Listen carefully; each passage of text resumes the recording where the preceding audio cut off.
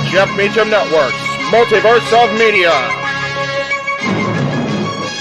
For over 15 years, the recognized symbol of excellence and the standard bearer in coverage of sports and entertainment.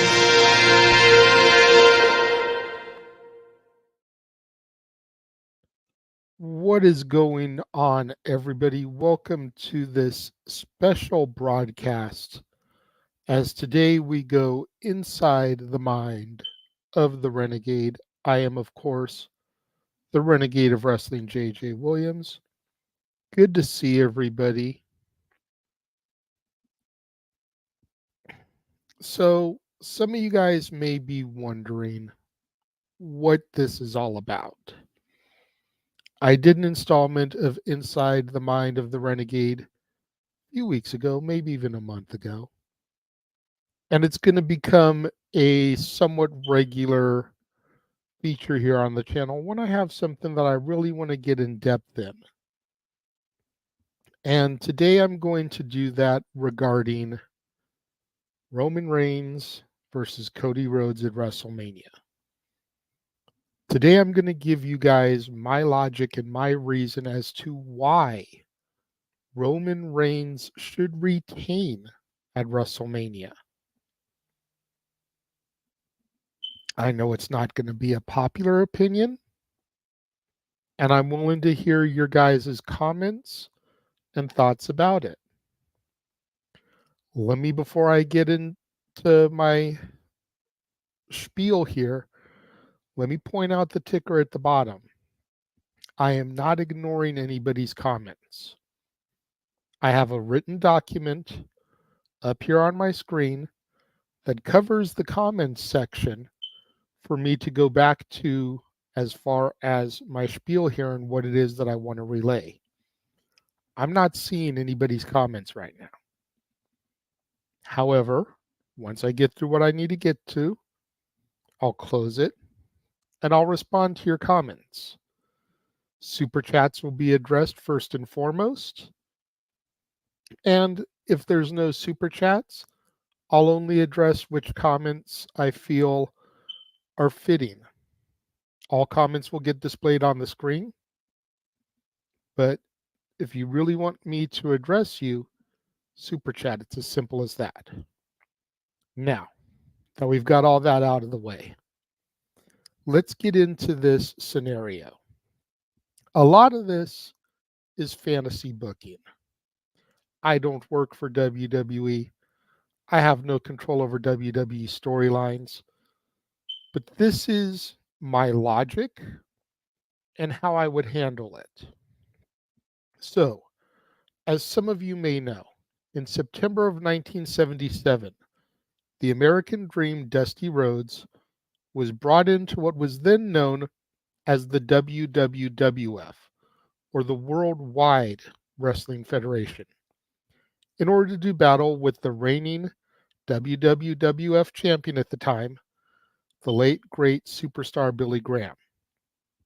As the top heel in the company, Graham needed challengers to defeat, and Dusty Rhodes was the perfect person to face him in a main event match. Dusty Rhodes faced the champion in a title match at Madison Square Garden on September 26th, 1977. The match lasted 15 minutes and saw Rhodes knocking superstar Billy Graham all around the ring. Now, not much is known about the match aside from the finish, as it aired on the Madison Square Garden network. Dusty Rhodes won the match via countout and then celebrated with the WWWF Championship as the crowd in the Garden went wild. However, the referee soon informed him that you cannot win the championship via countout, crushing his dreams and the dreams of the fans in one fell swoop. Now, if any of this sounds familiar, it's because Cody Rhodes mentioned all of this upon his return to WWE in a promo on the April 4th, 2022 episode of Monday Night Raw.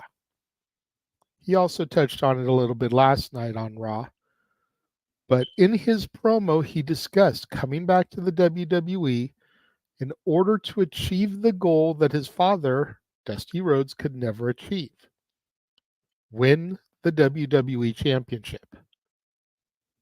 He referred to a photo that stood above his childhood home's fireplace depicting Dusty as the WWE Champion. And when he finally got the nerve one day to ask his father about becoming champion, the dream told him in a sobering story. Quote, he explained to me that due to the champion's advantage, he had won the match, but he didn't take home the championship belt. So I'm 8 years old. What's a boy to do? Right then and there, at 8 years old, I knew not what I wanted to do, but what I needed to do. I was going to win the WWE Championship.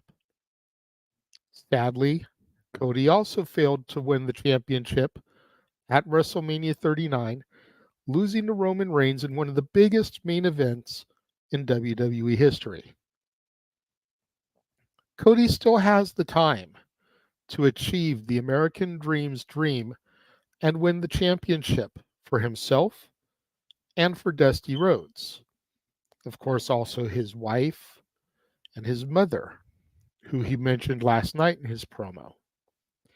This is how I propose that it happens. Again, keep in mind, this is all fantasy booking. I have no control over the WWE booking committee, how any of this plays out. All of this is a fantasy scenario. Now, some of you may remember that after Cody's loss at WrestleMania last year, I began to champion that it was the right decision. Cody had returned at WrestleMania 38, had about a 3-month run, got injured prior to Hell in a Cell 2022, and was out until the 2023 Royal Rumble. He would then win the Rumble and get the opportunity to main event against Roman Reigns at WrestleMania 39. I felt it was all too soon. If he hadn't spent half the year injured, I would have been more in favor of a Cody victory.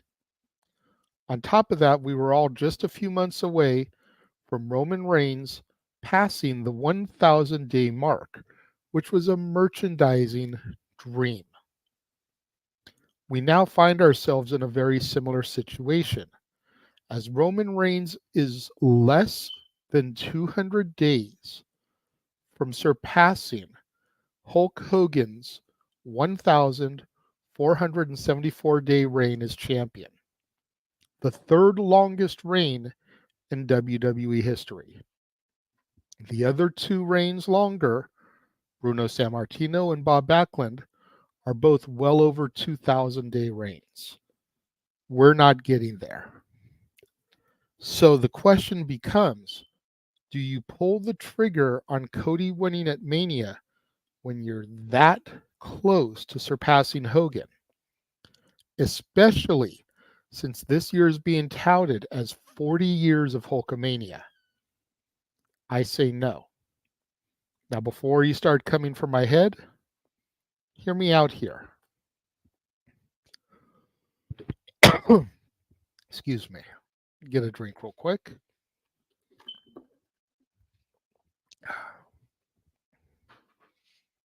Cody Rhodes loses at WrestleMania 40 due to bloodline interference.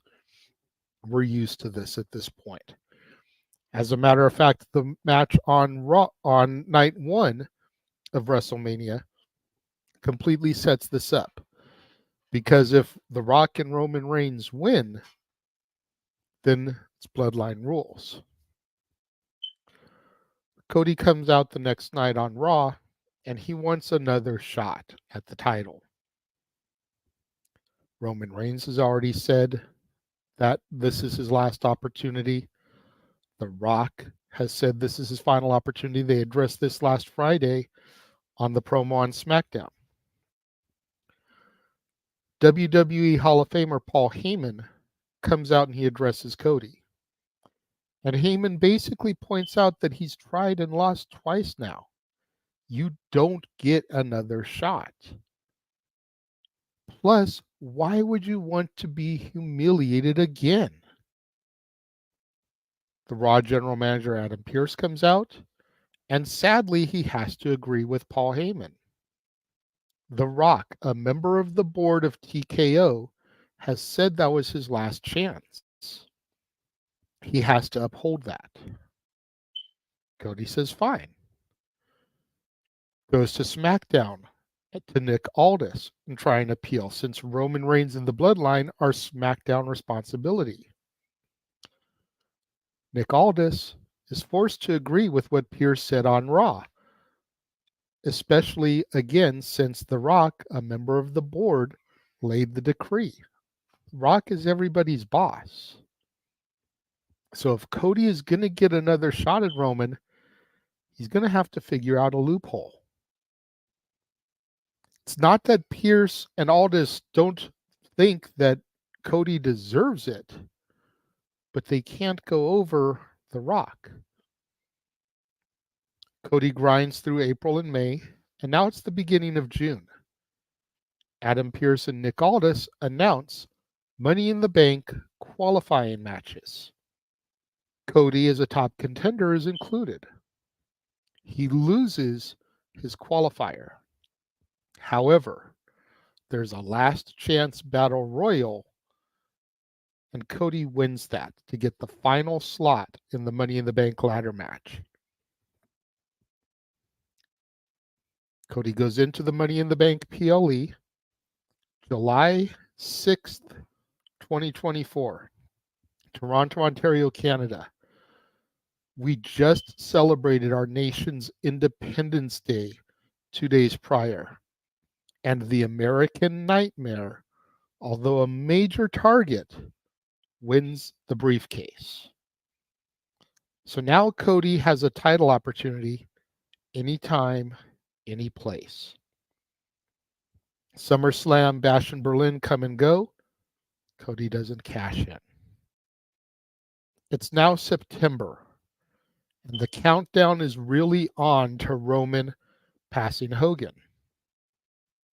Again, let me reiterate, this is all fantasy booking here. We have no idea if this will actually happen. However, I've looked, and the date is available. So theoretically speaking, WWE announces that on Friday, September 13th, 2024, SmackDown will emanate live from Madison Square Garden in New York City, the same venue where Dusty held the championship after thinking he had won. For the September 2nd, 6th, and 9th episodes of WWE TV, they show what I'm dubbing Garden Memories, highlights of events that happened at the Garden. You know, we're talking WrestleMania, WrestleMania 10, WrestleMania 20, SummerSlam 98. We're talking Cena's return at the Rumble. And on the September 9th episode of Raw, the Raw before that show, they show the Dusty Rhodes moment, kind of replanting it in the fans' head about what happened within those hallowed halls. Thursday, September 12th, 2024 comes. Roman Reigns has now tied Hulk Hogan's record. A celebration is announced via Twitter that the next night on SmackDown, there will be a huge celebration for Roman Reigns for passing Hogan. We now know Roman Reigns will be in the house on a SmackDown. The celebration is held, and even Hulk Hogan himself is in attendance. He shakes Roman's hand and acknowledges the tribal chief. The lights go dark. When the lights come back on, Jey Uso, Sami Zayn, and Kevin Owens are all ringside, with Jimmy Uso, Paul Heyman, and Solo Sikoa incapacitated. Roman appears to be stunned, but he's not down. Hogan Irish whips Roman, delivers the big boot, followed by a leg drop. Thump, thump. Wrestling has more than one royal family. Cody Rhodes hits the ring, cashes in the briefcase, crossroads to Roman. 1, 2, 3. The American Nightmare has now accomplished the American Dream and is your new WWE Undisputed Universal Champion. Cody celebrates in the ring, climbs the ring post, holds the belt in the air just like his father had done almost 50 years prior. The lights go out again. Goldust music hits. Dustin Rhodes hits the ring, and the two brothers embrace as SmackDown goes off the air. Some of you may be hesitant about Dustin, but if what I've read is accurate, his contract with AEW ends September 2024. As of now, again, if everything I've read is accurate, no extension has been signed. And Dustin has even said that his career will probably end once his contract does. Now, even if he stays on with AEW in a trainer or an agent role, there's no reason why his contract can't expire. He go to WWE, make that appearance for Cody, and then the next day he can re-sign a new deal with Tony Khan. Some of you may be asking, why do a cash-in on SmackDown instead of a PLE? For a couple of reasons. Number one, if we're being honest, WWE has gotten way too big to use the Garden for a normal PLE. Number two, ticket sales will go up again as fans will legitimately believe that any given championship can change hands on any given night. It used to be said that anything can happen in the WWE. However, that quote has died out in the last 10 years or so. Something like this happening would make it relevant again. Number three, Fox decided not to renew their deal with WWE. So while yes, Fox will get a huge ratings boost by having this happen, they'll never see another flux like this again, as WWE's deal with them ends the beginning of October. So just a couple of weeks after this, WWE is done with Fox. Number four, it'll be a Friday the 13th. The sheer story they can build off that alone with superstition and whatnot is outstanding. That pretty much sums it all up for me. That's my spiel.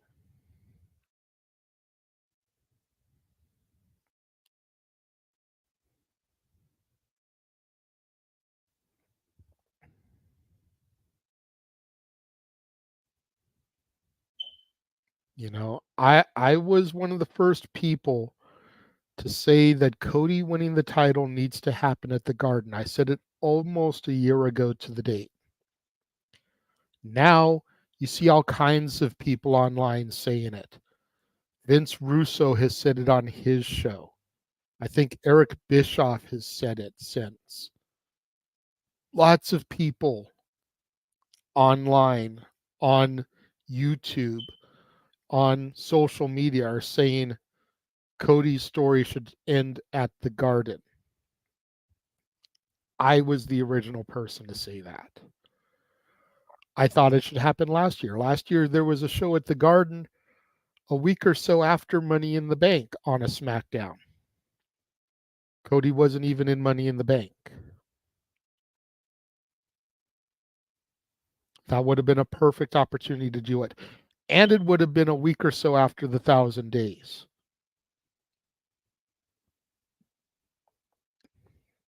So this is what I think should happen and how I would book it to happen. There's no other comments in the chat room, then I'll go ahead and I'll cut this here. I thank you guys for joining me and tuning in. I look forward to seeing your comments on the video in the comments section down here as it sits up here for a while. But yeah, thank you guys for joining me and tuning in. And until tomorrow, and for the love of wrestling, I will catch you guys later. The Jeff Meacham Network's Multiverse of Media. For over 15 years, the recognized symbol of excellence and the standard bearer in coverage of sports and entertainment. Thank you, JJ. Appreciate you.